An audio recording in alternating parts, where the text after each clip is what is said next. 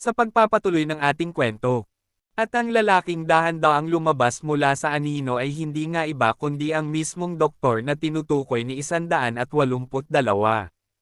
Isang hakbang ang kanyang isinulong, at agad na bumigat ang paligid. Sa bawat tunog ng kanyang sapatos sa semento, lalo lamang lumalalim ang tensyon. Habang naglalakad siya palapit, walang kaba sa kanyang kilos. Sa pagitan ng kanyang mga daliri, paikot-ikot na umiikot ang gunting, na para bang laruan lang sa kanya ang sandata. Nanlaki ang mga mata ni Kung Dante.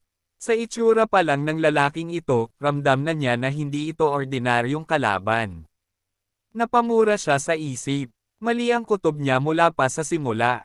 Ang kaharap nila ngayon ay hindi lang basta doktor, kundi isang halimaw na kayang pumatay ng hindi man lang pinagpapawisan.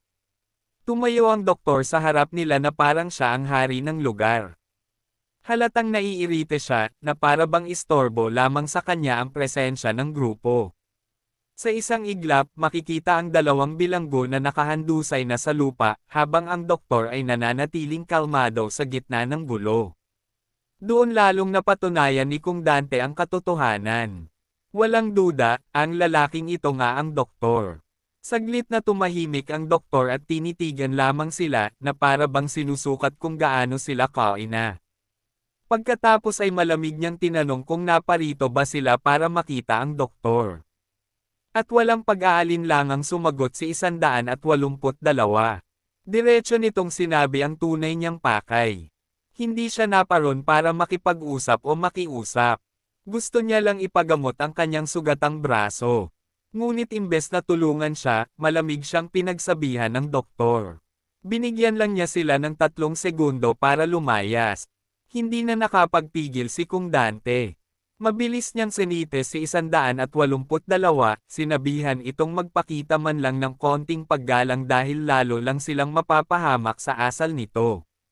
Pero bago pa sila makakilos, biglang hinablat ng doktor ang takip sa mukha ni 182.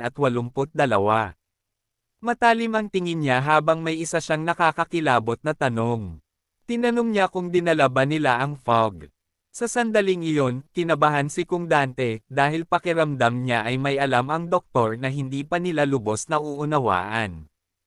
At bago pa man matapos ang tensyon, lalo pang bumigat ang hangin. Kitang-kita sa mukha ni Kung Dante ang kaba habang hinihintay ang susunod na sasabihin ng doktor. Nakangising mapanlit ang doktor habang minamaliit si 182. Para sa kanya, isa lang itong hamak na kriminal na wala ni Katiting na karapatang tretuhin bilang tao. Ngunit sa halip na umatras, mariing sinabi ni 182 ang isang bagay na lalong nagpainit sa eksena. Doktor siya, at dapat alam nito ang tungkulin niya. Sumagot ang doktor ng walang emosyon. Para sa kanya, walang saysay ang titulong iyon kung ang kaharap naman niya ay mga basurang kriminal. Pero doon nagpakita ng kakaibang katatagan si 182. Malamig nitong binalik ang tanong, anong kinalaman ng pagiging doktor sa pagiging sugatan ng isang tao? At sa sumunod na segundo, biglang kumilos si 182. Walang babala, rumatsyada siya at agad sinipa ang doktor ng buong lakas. Nagulat si Kung Dante sa bilis ng pangyayari. Ni ang doktor ay tila hindi rin agad nakaiwas sa biglaang atakeng iyon.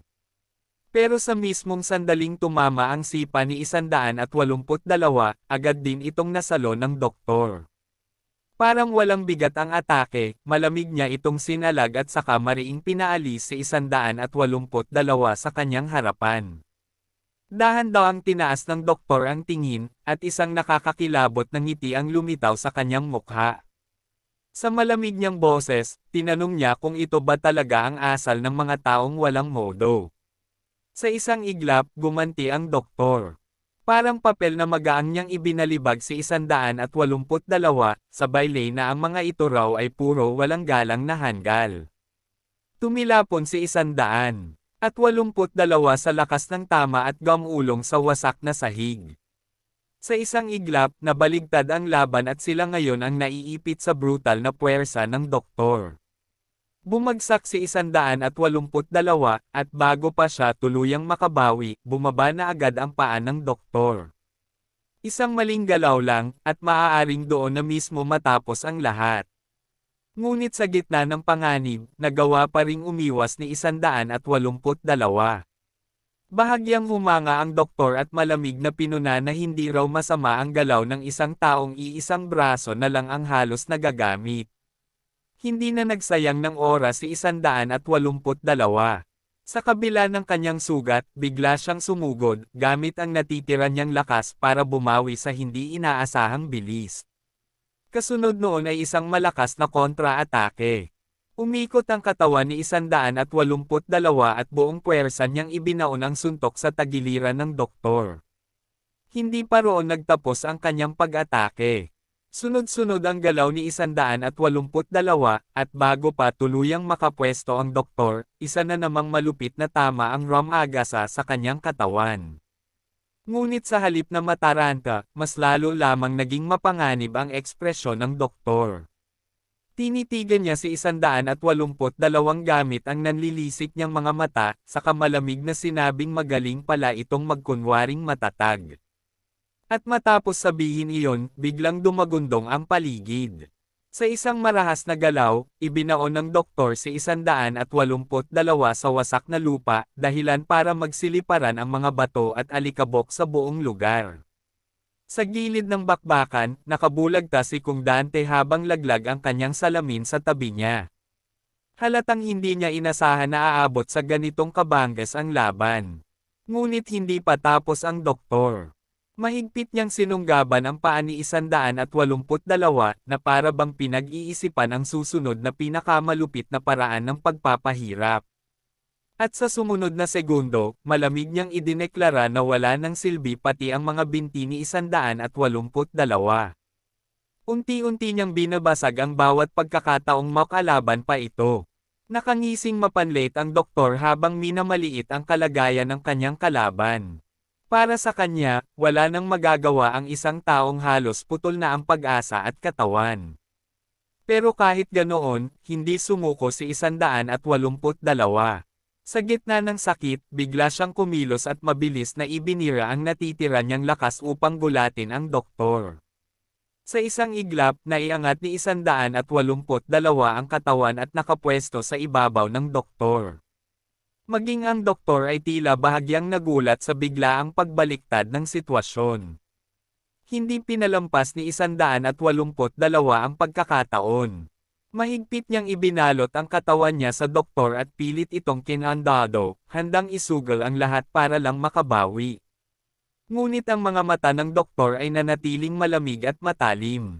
Sa kabila ng pagkakagulat, malinaw na mabilis siyang nag-iisip ng paraan para kumawala. At doon, isang kamay ang dahan-daang humigpit sa tela. Tahimik ang galaw na iyon, ngunit sapat para ipahiwatig na hindi pa tapos ang doktor, at may mas mabigat pa siyang gagawin sa susunod na sandali. Pero hindi pa rin bumitaw si 182. Sa desperasyon, kumagat siya sa kamay ng doktor at tinamaan mismo ang litid sa bahagi ng hinlalaki, pilit pinipigilan ang susunod nitong galaw. Sa halip na mataranta, napangisi lang ang doktor. Para bang lalo pa siyang naaliw nang makita niyang kaya pa palang lumaban ni 182 kahit halos wasak na ang katawan nito. Hindi nagsayang ng oras si 182. Habang nakakapit pa siya, pilit niyang inipit at kinontrol ang galaw ng doktor, umaasang mababaligtad pa niya ang sitwasyon. Ngunit sa gitna ng pag-asa, may kakaiba siyang naramdaman. Isang biglaang kirot ang dumaan sa katawan niya, at agad niyang napansing may mali. Sa isang iglap, sunod-sunod na sumabog ang sakit sa kanyang katawan. Isa-isang lumitaw ang mga hiwa sa kanyang kasuotan at laman, na para bang matagal nang inihanda ng doktor ang sandaling iyon. Saka lamang nabuo ang katotohanan.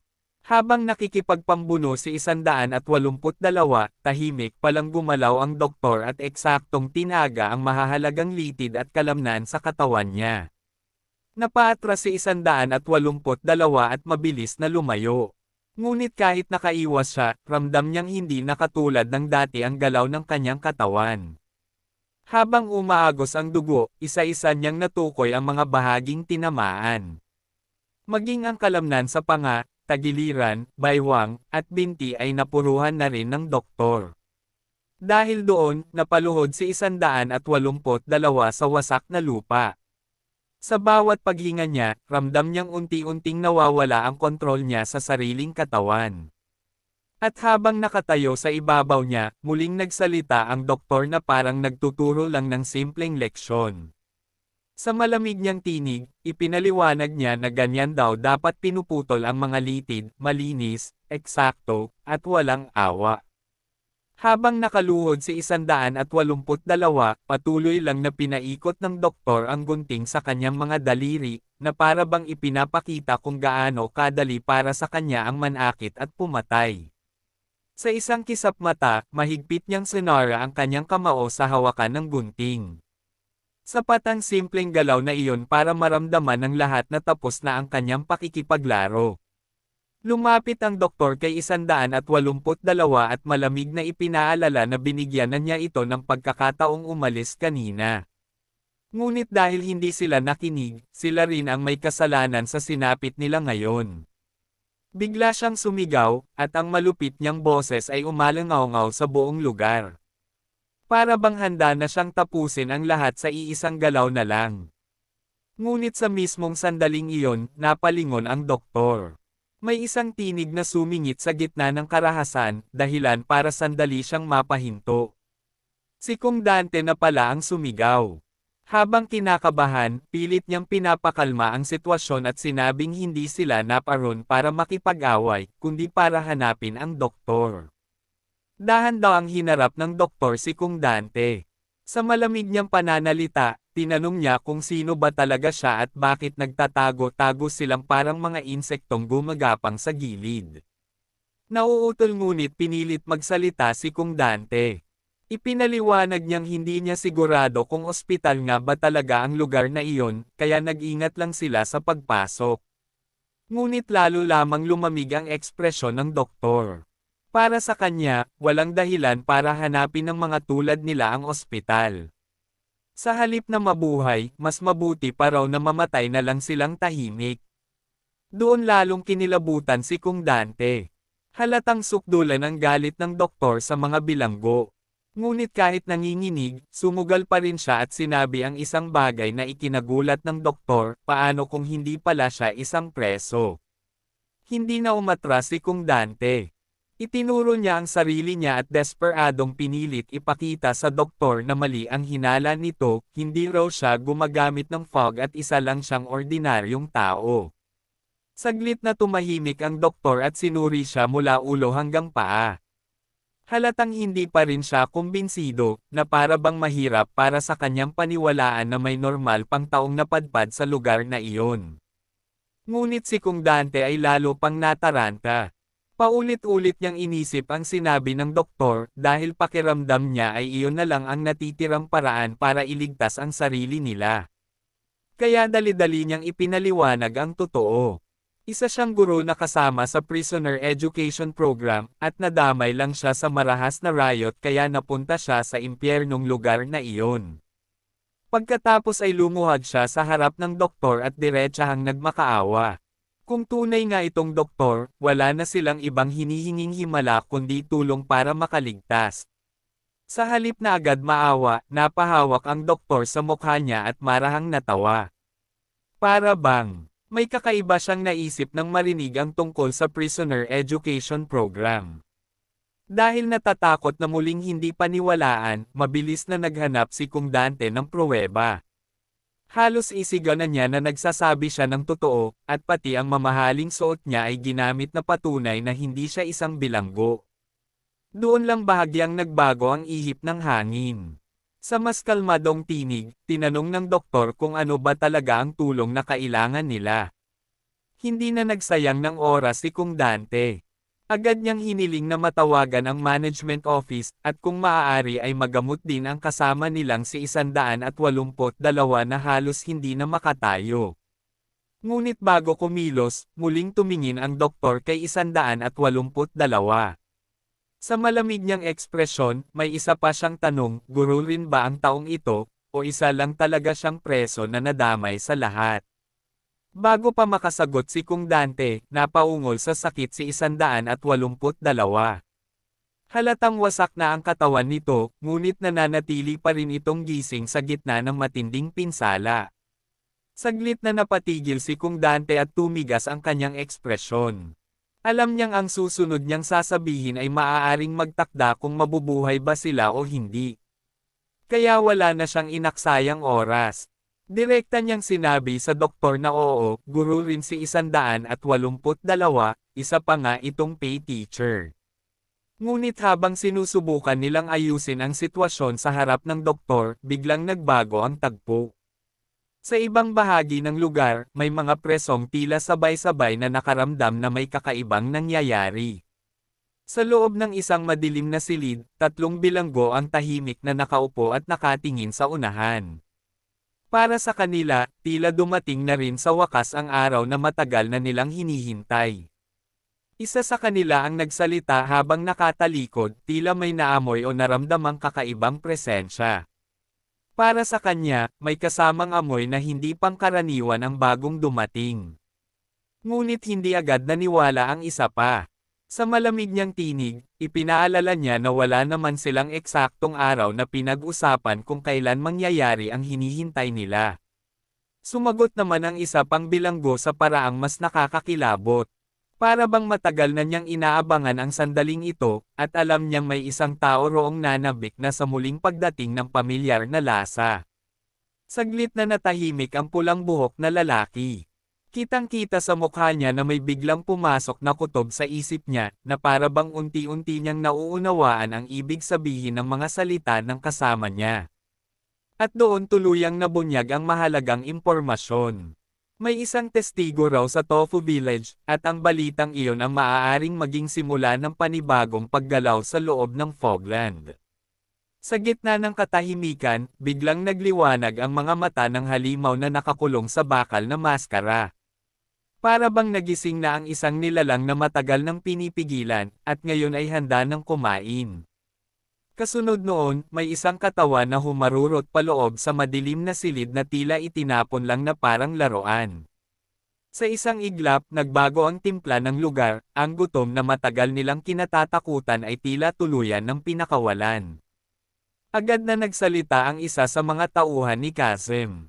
Nag-aalala siya na baka mali ang ibigay agad ang impormasyon sa tinatawag nilang Intel Hound, lalo na kung ang hinahanap nito sa Tofu ay baka tuluyan lang nitong lumunin. Ngunit hindi roon nagtapos ang babala. Ipinaalala niya na kapag si Kazem mismo ang ginalaw ng nilalang na iyon, imposibleng manahimik ang iba pang malalaking pangalan, lalo na at siya lang ang distributor ng fog sa Zone Zero. Tahimik na nakinig si Kazem, saka malamig na sumagot. Minsan daw, may mga bagay na hindi na kailangang kwentahin ng mabuti, lalo na kung ang kaharap mo ay gutom na halimaw na hindi na mapipigilan. Pilit pang pinanghawakan ng isa na may mga patakaran pa ring. Sinusunod sa loob ng Fogland, mga di nakasulat na alituntunin ng malalaking tao, at hangganang hindi dapat nilalampasan kahit ng management. Pero alam ni Kazem ang totoo. Sa mahinang tinig, sinabi niyang walang pakialam ang nilalang na iyon sa kapangyarihan, kasunduan, o kahit kaninong teritoryo. Dahil para sa halimaw na iyon, iisa lang ang nagtutulak sa bawat kilos nito. Hindi paghihiganti, hindi utos, kundi purong gutom lamang. At sa sumunod na tagpo, lumitaw ang tunay na bangungot. Sa unahan ng sangkaterbang nilalang, Ramagasa ang halimaw na may bakal na maskara, sinusundan ng hukbo ng mga gutom na anino na handa ng lumamon ng kahit sinong makita nila. At dito na muna nagtatapos ang video natin. Kung mayroon kayong mga suhestyon na manhwa o manhwa, ay comment lang kayo sa baba. Hanggang sa muli, mga idol. Maraming salamat sa panunood.